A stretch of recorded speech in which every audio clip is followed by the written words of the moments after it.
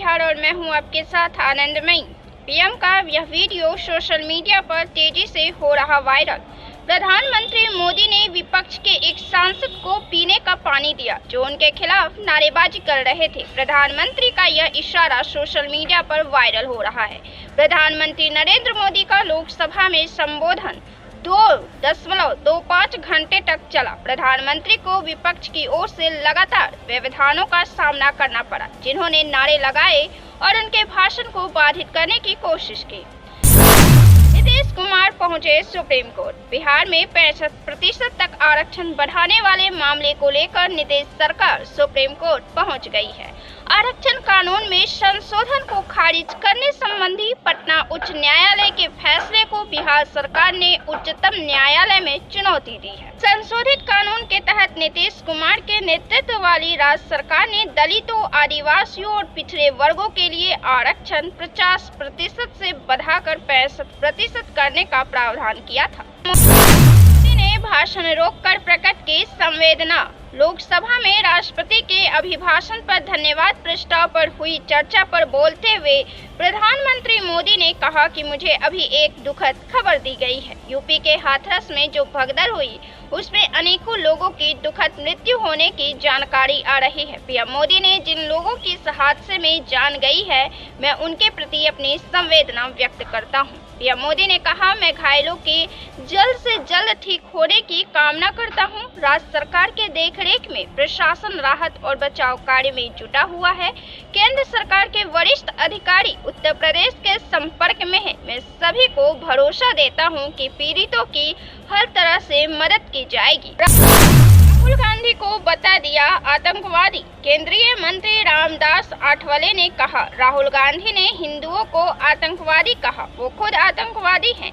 BJP और प्रधानमंत्री नरेंद्र मोदी पर आरोप लगाना गलत है। राहुल हिंदू समाज को तोड़ने का काम कर रहे हैं। राहुल के बयान को लेकर काफी ज्यादा हंगामा मचा हुआ है। कांग्रेस सांसद ने जब सोमवार को सदन में बयान दिया था तब भी काफी ज्यादा हंगामा हुआ था। खुद प्रधानमंत्री नरेंद्र मोदी ने खड़े होकर स्पीकर ओम बिरला से कहा था कि पूरे हिंदू समाज को हिंसक कहना गंभीर विषय है। वहीं जम्मू कश्मीर भारतीय जनता युवा मोर्चा के सदस्यों ने लोकसभा में राहुल गांधी की हिंदू टिप्पणी के खिलाफ शहीदी चौक पर विरोध प्रदर्शन किया। सरकार गिरने वाली है। अब जनता और सियासी गलियारों में सरकार गिरने की चर्चाएं काफी तेज हो चुकी है। अखिलेश यादव ने भाषण के दौरान कहा कि चुनाव के समय में कहा गया था कि हम 400 पार जाएंगे। मैं समझदार जनता को फिर एक बार धन्यवाद दूंगा। मैं कहना चाहता हूं, आवाम ने तोड़ दिया हुकूमत का गुरूर।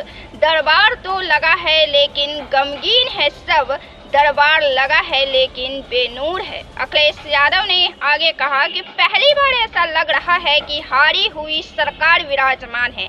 जनता कह रही है कि सरकार चलने वाली नहीं है, ये गिरने वाली सरकार है। अखिलेश का शेरो शायरी का अंदाज सदन में विपक्षी पर तीखा प्रहार तो करता है, लेकिन माहौल को हल्का और मनोरंजक भी बनाए रखता है।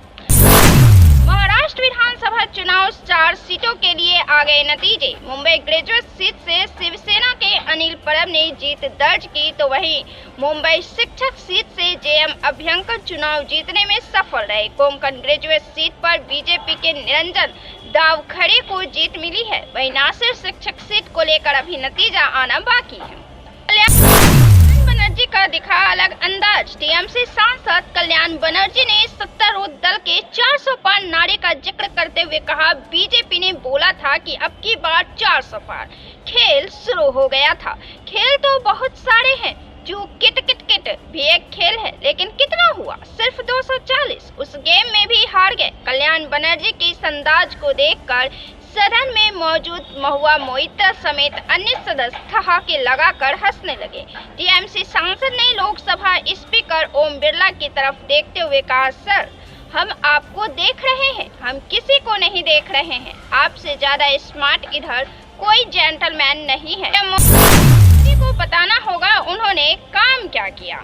मोदी के जरिए संसद में शोले फिल्म का डायलॉग बोलकर कांग्रेस पर निशाना साधने को लेकर आरजेडी नेता मृत्युंजय तिवारी ने तंज कसा है। आरजेडी नेता ने कहा कि देश फिल्मी डायलॉग से नहीं चल सकता। प्रधानमंत्री मोदी को बताना होगा कि उन्होंने क्या काम किया है, युवा और किसान क्यों परेशान हैं। प्रधानमंत्री मोदी मणिपुर मुद्दे पर चुप रहते हैं, उन्हें इन चीजों के बारे में बात करनी होगी। मृत्युंजय तिवारी ने आगे कहा कि शोले के डायलॉग का जिक्र करने से कुछ नहीं होगा। बस स्वराज ने राहुल के खिलाफ कार्रवाई को लेकर लिखी चिट्ठी। बीजेपी सांसद बांसुरी स्वराज ने लोकसभा अध्यक्ष ओम बिरला को चिट्ठी लिखी है, जिसमें उन्होंने स्पीकर ओम बिरला से कार्रवाई करने का अनुरोध किया है। साथ ही कहा कि राहुल गांधी के बयान तथ्यात्मक रूप से गलत और भ्रामक प्रकृति के थे। दरअसल नई दिल्ली लोकसभा सीट से बीजेपी सांसद बांसुरी स्वराज ने इस चिट्ठी में लिखा है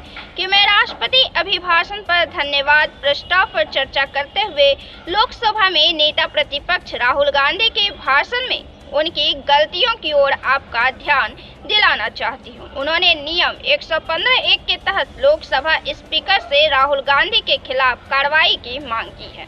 बीजेपी सांसद बांसुरी स्वराज की ओर से स्पीकर ओम बिरला को दिए नोटिस में कहा गया है कि लोकसभा में विपक्ष के नेता द्वारा दिए गए उपयुक्त बयान तथ्यात्मक रूप से गलत और भ्रामक प्रकृति के हैं, इसलिए नियम 115 के तहत उचित कार्यवाही शुरू की जानी चाहिए। इसलिए मैं आपसे प्रार्थना करती हूं कि कृपया राहुल गांधी द्वारा जानबूझकर की गई गलतियों का संज्ञान ले और आवश्यक कार्रवाई करें।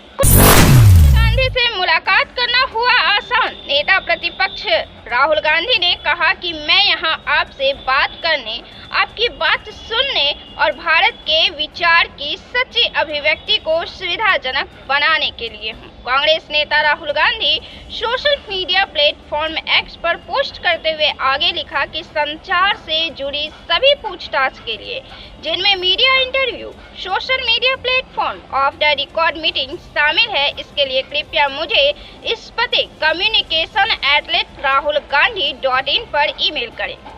बता दें कि इससे पहले साल 2016 में भी कांग्रेस नेता राहुल गांधी ने लोगों से जुड़ने के लिए विशेष हेल्पलाइन नंबर जारी किया था, जिसमें कांग्रेसियों को अच्छा रिस्पांस मिला था, जहां पुरुषों से उलट ज्यादातर महिलाओं ने अपने हलकों से लेकर पंजाब के मुद्दे को उठाए थे।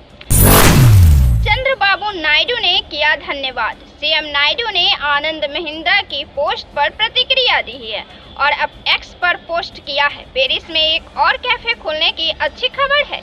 मुझे खुशी है कि अराकू कॉफी को वैश्विक मान्यता मिल रही है, जिसकी वह हकदार है। मुख्यमंत्री ने लिखा, नंदी फाउंडेशन के अराकोनॉमिक्स और गिरिजन कोऑपरेटिव कॉरपोरेशन को एक सपने को हकीकत में बदल दिया और साथ ही हमारे आदिवासी बहनों और भाइयों को जीवन को बदल दिया। मुझे उम्मीद है कि भविष्य में आंध्र प्रदेश से ऐसी और भी सफलता की कहानियां सामने आएंगी।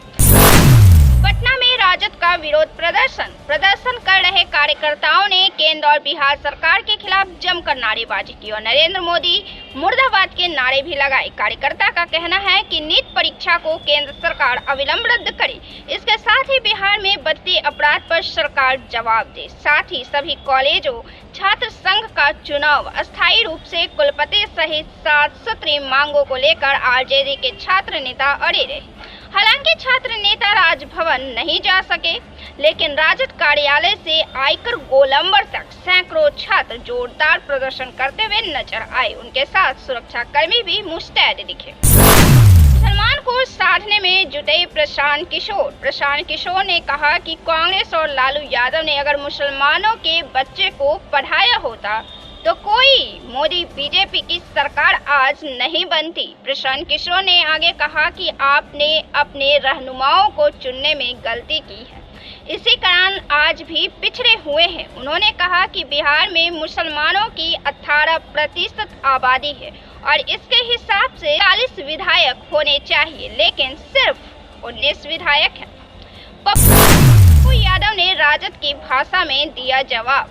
पप्पू यादव ने बीमा भारती से मुलाकात के बाद कहा कि उनका घर है, बेटी की तरह सब दिन रही है, आ गई। घर में आने का किसी को रोक नहीं है। रुपौली में उपचुनाव हो रहा है। बीमा भारती आरजेडी से उम्मीदवार है। ऐसे में सवाल उठ रहा है कि पप्पू यादव सपोर्ट करेंगे या नहीं।